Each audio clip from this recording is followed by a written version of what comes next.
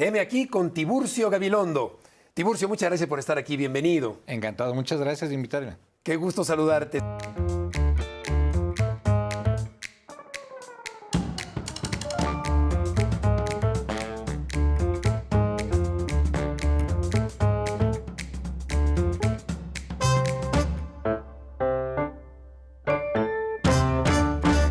Son ya 90 años de Cricri, el grillito cantor. Así es.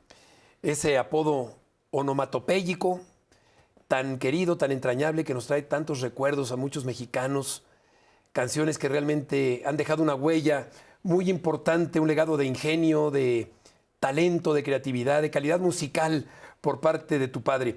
Los niños mexicanos de la actualidad, ¿qué tanto conocen a Cricri? Siempre es una excelente pregunta, porque es una pregunta que continuamente nos hacen, o de hecho a veces nos la reprochan, que nos dicen, oye, es que los niños de hoy no conocen a Cricri.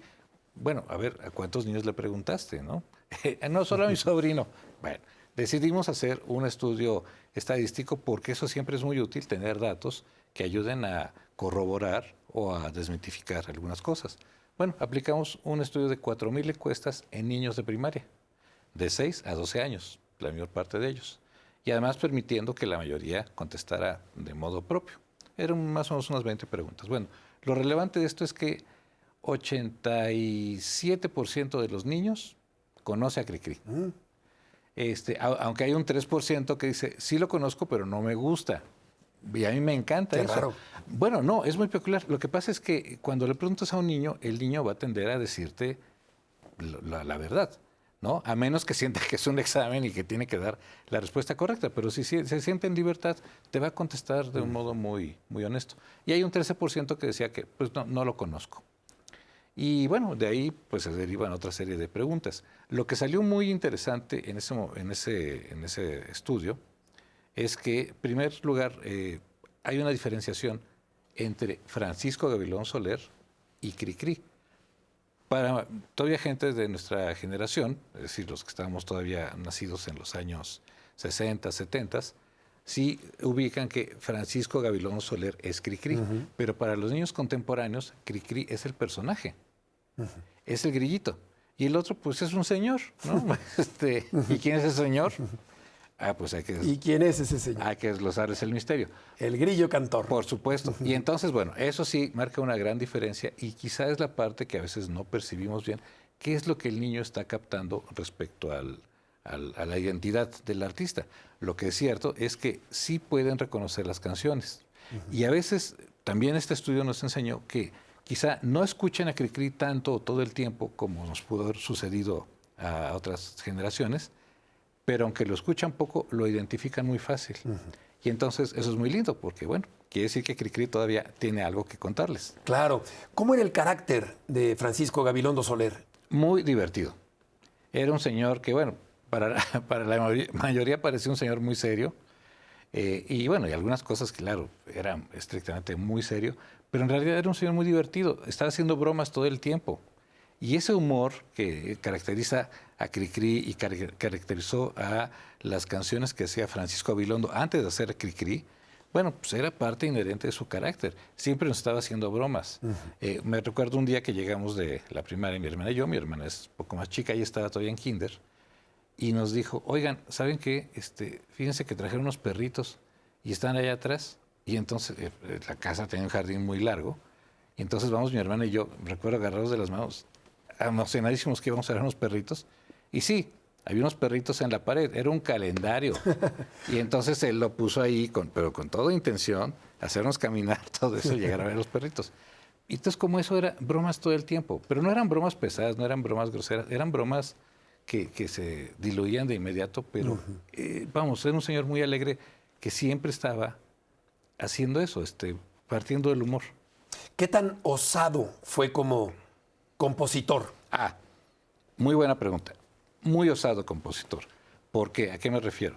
Bueno, cuando él empieza a trabajar en la música, pues como intérprete, después ya como compositor, antes de hacer lo de canciones para niños, pues hacía canciones de la época que eran tangos, danzones, foxtrots, cuplés. Y por supuesto empieza a utilizar esos mismos ritmos cuando empieza con el material de Cricri en el año 1934.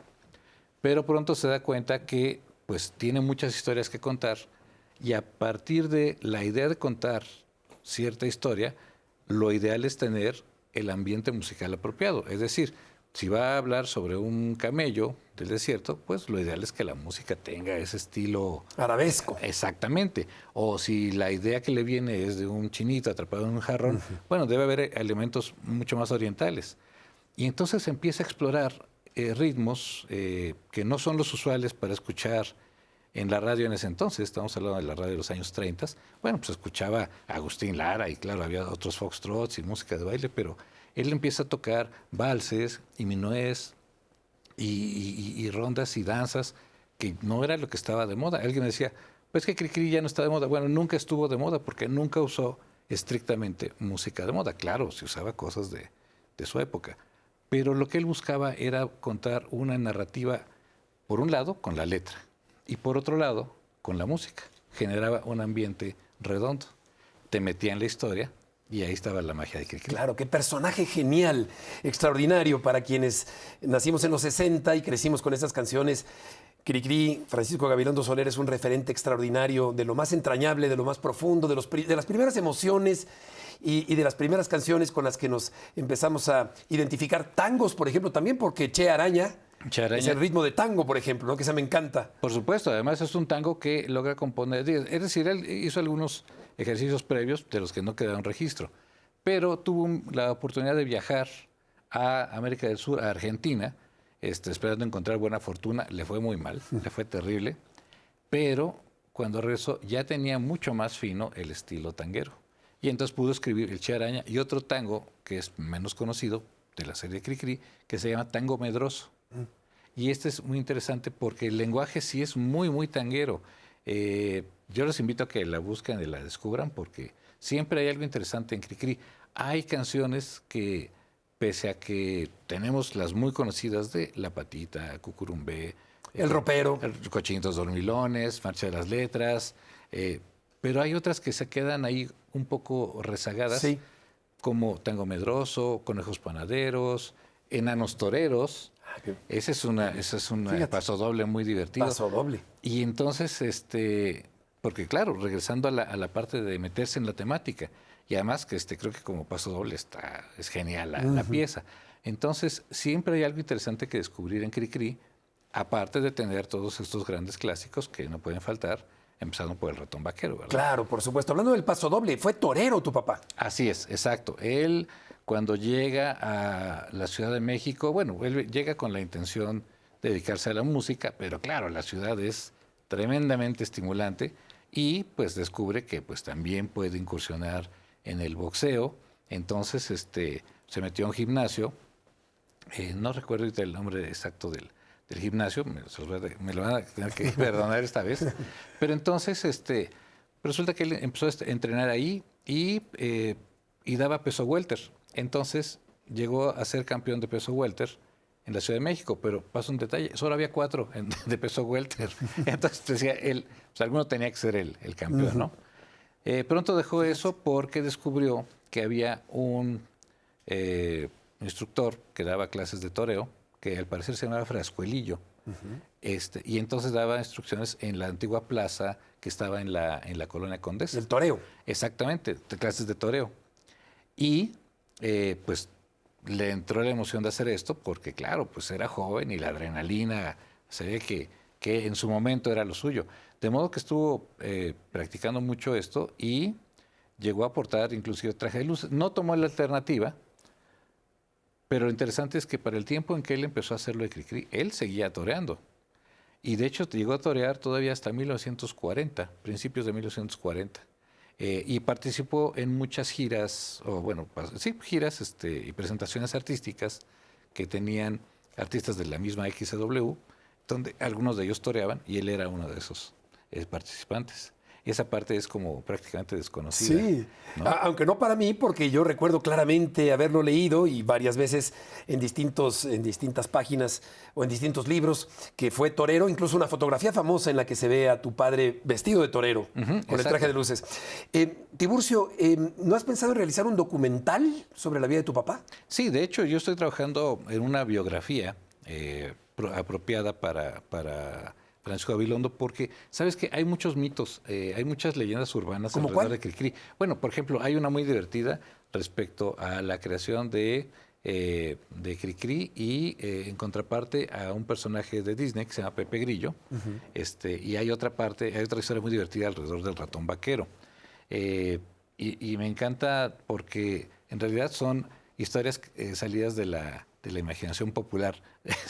Si los podemos comentar rápidamente, la primera versa sobre bueno, que Disney, al enterarse que en México había un notable autor que estaba haciendo canciones para niños, tenía un personaje de un grillito, pues que quiso adquirir esa propiedad y que Francisco Gabilondo se negó, y entonces el señor Disney, con todo enojo, decidió crear al personaje Pepe Grillo para incluirlo en la película de Pinocho.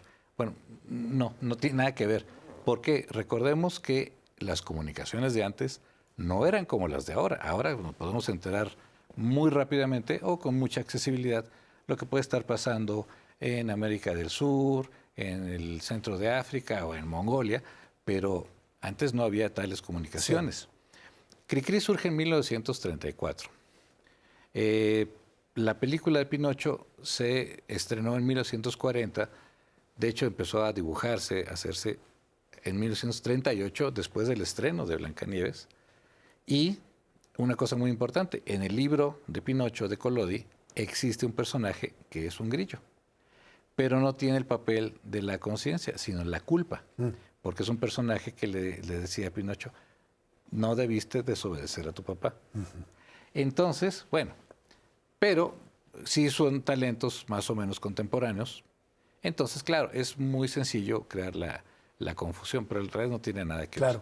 Y entonces, bueno, la otra leyenda urbana chistosa es la que se conecta con esto, porque entonces esta segunda parte dice que, claro, al ver Cricri que le habían hecho una copia de su personaje, entonces decide escribir la canción del ratón vaquero para desquitarse de ese mal espíritu norteamericano. Pues en realidad tampoco tiene nada que ver.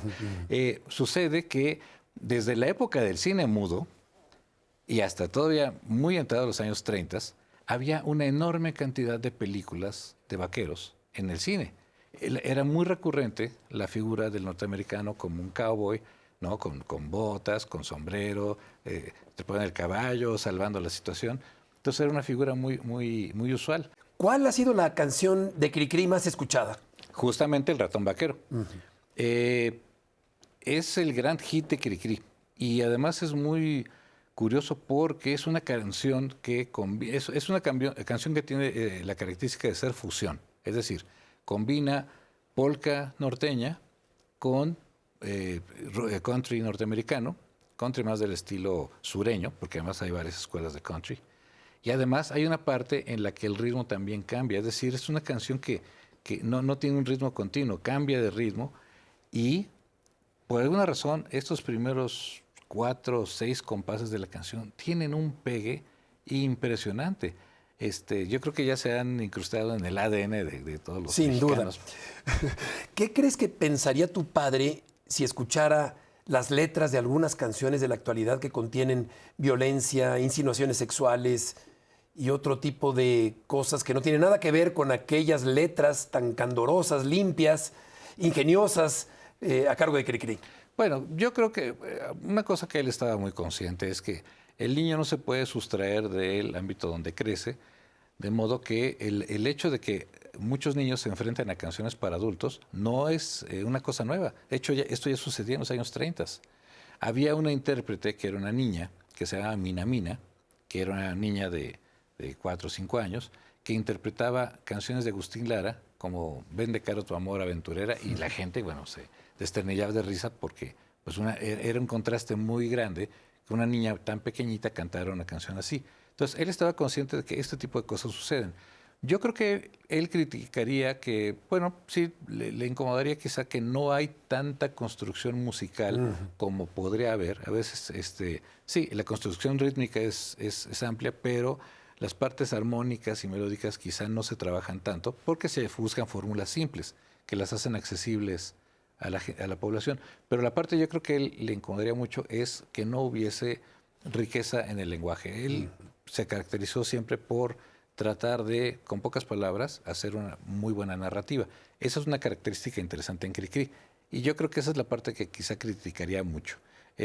Con respecto al contexto, bueno, pues él sabía que el contexto siempre va a variar en la época y que no hay tiempos que son totalmente felices. Inclusive Cricri tiene la característica de no hablar solamente de situaciones o mundos felices. Cricri, y esa es creo que una gran habilidad de él como autor, puede hablar de cosas que nos entristecen, que nos enternecen, que nos sorprenden, donde uno puede salir, tratar de dárselas de listo y salir mal librado. Es decir, hace buenos retratos de la vida cotidiana, donde no todo es tan feliz, pero no nos mete en problema ni en angustias para hacer esa narrativa. Sí. Creo que es la habilidad que él tuvo. Muy cierto. ¿Consideras que tu padre tuvo un continuador? A él le hubiera encantado que lo hubiera. En realidad consideramos que no exactamente un continuador, pero creo que sí sembró la motivación para que otros artistas en un momento dado trataran de seguir esos pasos. Aunque él sentía que había pasado de un modo muy tardío. Él esperaba que esto hubiese sucedido mucho antes, porque claro, cuando él ya empezó a ser reconocido y más exitoso, lo que esperaba es que, bueno, alguien iba a salir a hacer lo mismo que él. Y no pasaba. Durante mucho tiempo, de hecho él mismo lo decía, son palabras de Francisco Gabilondo. O sea, pues antes o había Cricri o ya te amolaste, o sea, no había otra cosa. Sí. Y bueno, ya hacia principios de los 70 sí empiezan otros autores mexicanos a hacer esfuerzos, pues como Alberto Lozano, los hermanos Rincón, Pepe Frank, y actualmente hay propuestas muy buenas como las de Todavía que Payasos, Los Patita de Perro, Los Botes Cantan, que es un grupo muy bueno. Y todos ellos, bueno, tienen propuestas propias, pero conversando con ellos, con la mayoría, siempre ha habido el punto en que dicen, bueno, es que a mí sí me ha inspirado Cricri, o lo tengo como referente. Entonces, pues, bueno, quizá un poco más tarde de lo que yo esperaba, pero sí, ha dado pie para que pueda permitirse o que siga habiendo propuestas de música para niños. ¿En dónde? Sí, Alberto Lozano, por ejemplo, excelente, sí. Buenas canciones. El mundo es una bola de agua y tierra, exacto. Y tierra, exactamente. Esa preciosa canción, y hay varias muy bonitas. Canta la luz, exacto. Preciosa esa. Muy bonita. Sí, entonces, sí. Y vamos. Dirigida al público infantil. Exactamente, y con una muy buena intención. Lo que yo creo que ha caracterizado a todos estos autores para niños es que en realidad sí parten de un esfuerzo muy sincero para ofrecer un arte distinto, una cierta narrativa a los niños. Y claro, también ha habido proyectos que han sido un poquito más empresariales, no son malos. El problema es que quizá no les dan la continuidad necesaria. Entonces, pues aparecen y desaparecen con el tiempo. Y estos otros autores, y el propio Cricri, pues han tenido permanencia porque obedecen a una lógica que tiene más que ver con la narrativa creativa, con la artística, y no anteponer la fama al trabajo, me parece. ¿Las canciones de Cricri se han traducido a otros idiomas? Sí, ha habido traducciones, algunas no tan buenas al inglés, como que es un poco difícil de abordarlo en inglés, no sé por qué. Ha habido algunas cuantas al francés, al italiano, una o dos, pero el proyecto que nos entusiasma mucho es el que se hizo en el 94 con un disco completo dedicado a Cricri que se hizo en japonés.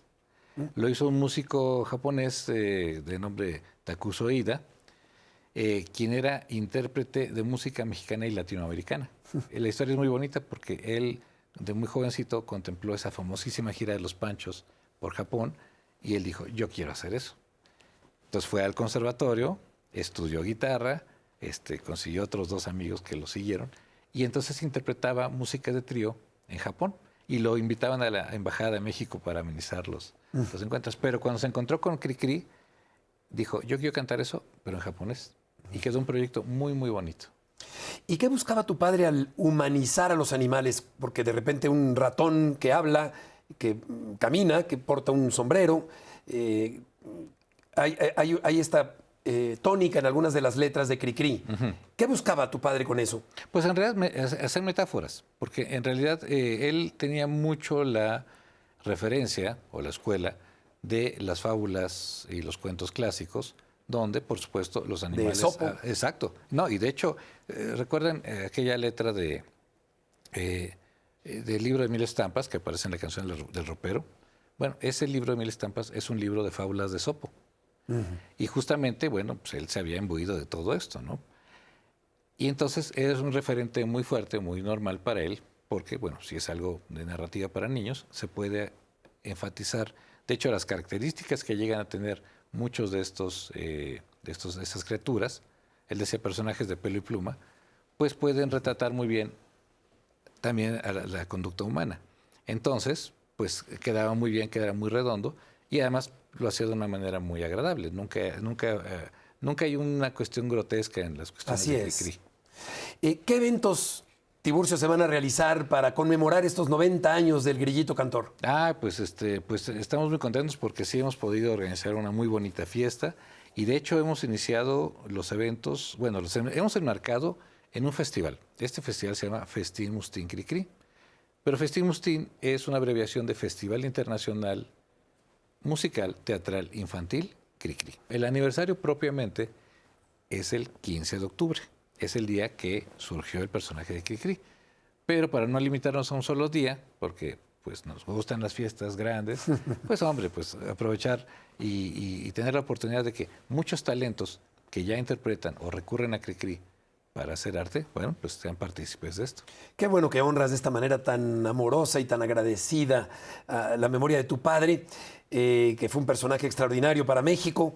Y por último, Tiburcio, ya para terminar, te preguntaría, ¿en dónde ha radicado el éxito de las canciones de Cricri? Yo creo que el éxito ha radicado en que hablan de cosas que son muy coherentes para la vida de un niño. Es decir, en vez de sofisticarse con que, claro, todo es fantasía, lo que aborda Cricri, pero al final habla de cosas cotidianas como ir a la escuela, lo que los niños escuchan de que, oye, qué caro está todo, no me alcanza para comprar, oye, pues me siento un poco triste porque no están aquí conmigo mis amigos, oye, sería muy bueno irnos a divertir, a jugar, pero hoy tenemos que estudiar, ¿no? Y entonces, bueno, los cariñitos que te da tu mamá en tu casa cuando te arropa, el cariño que hay alrededor de las abuelas y los abuelos. Entonces, todo esto en realidad es lo que forma parte del universo cotidiano del niño y por eso tiene sentido.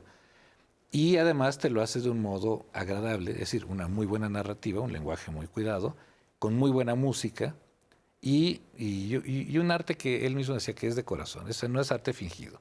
Él le puso el corazón a hacer sus cosas y yo creo que eso es lo que ha permitido que Cricri siga navegando y que este proyecto que él pensó cuando inició, que le iba a durar 3 meses, bueno, pues ya se convirtió en un proyecto de 90 años y los que nos falten. Por supuesto. ¿Y qué forma tan inteligente y tan talentosa de ponerle música a las situaciones cotidianas, a las situaciones del hogar y a todas esas sensaciones que viven los niños? Y una sociedad de aquella época encajarían, es decir, ¿siguen encajando ese tipo de letras en la vida actual de México? Siguen encajando, y aunque él era muy consciente que hay cosas que cambian con el tiempo. Ojo, él no era ajeno a eso, ni se aferraba a que forzosamente tenía que ser como antes, no.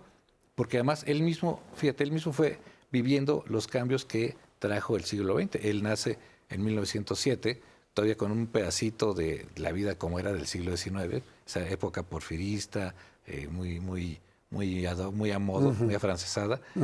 Viene la revolución y empiezan los cambios en el país. Y bueno, el país pues tiene estas tremendas turbulencias, pero empieza a crecer, empieza a desarrollarse, estas grandes influencias norteamericanas y los cambios que trajo la tecnología, pues él mismo fue moviéndose con eso.